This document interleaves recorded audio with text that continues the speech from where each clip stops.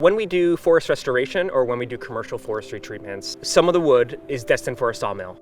We call it dimensional lumber. These are large logs.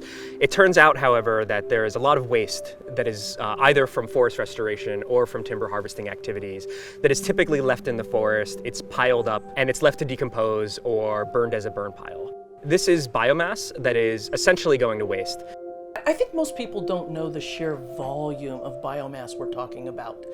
I once had, a few years ago, someone from the Forest Service tell me that just to keep the current unhealthy state of our forests, we ought to be treating 500,000 acres a year.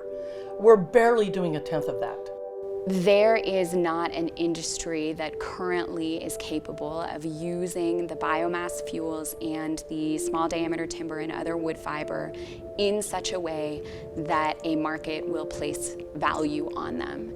That is not the result of failure in technical innovation or processing innovation.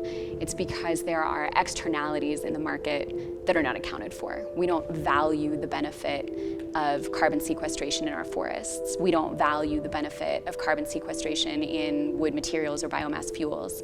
We don't value the benefit of water quality and quantity improvements as we restore the landscapes.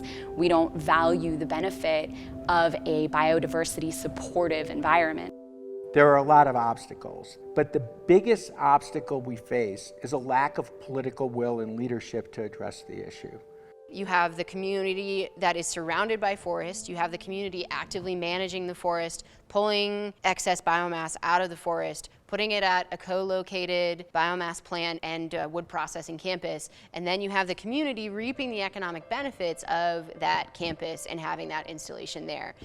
The biomass facility impacts Loyalton a lot with just the activity and just the hope of more jobs and being prosperous. We've seen a glimmer of opportunity mainly through the mill site and the biomass, and there's a lot of opportunity there. It's a blue collar community and any jobs affect Loyalton, and to have that many come back into the community is a big impact. Wildfire remediation, poverty reduction, and climate mitigation. It creates a just transition for these rural communities today. It puts people back to work. We can increase the well-being of Sierra Nevada communities, and we can increase the well-being of communities throughout the state of California. If we can reduce particulate emissions, that's huge. If we can reduce the number of smoke days and the number of canceled school days that we have to have because of terrible air quality, that's massive. We can't discount that. I think there's a fundamental misunderstanding about what the impacts of biomass utilization are.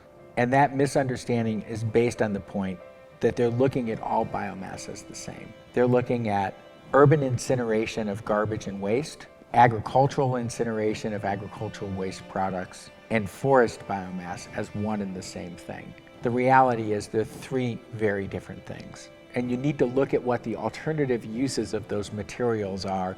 When we use that forest waste for bioenergy, and I want to clarify, we're not talking about taking material out of the forest for the sake of energy.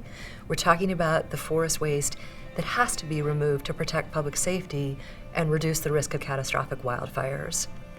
Until we're capable of valuing environmental benefits, we can keep looking at the delta between the cost of removal and the value of ecosystem services and trying to understand how we can create more economic value. But the reality is there are insurmountable externalities in these markets, and they probably have to be corrected by policy for us to fill that gap in any meaningful way. We have the opportunity, if we act quickly, to meet our wildfire risk reduction goals, our climate change goals, and our forest restoration goals in California.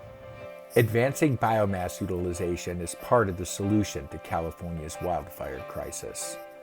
We need stronger leadership from state and federal agencies, a coherent long-term strategy, and consistent long-term funding sources.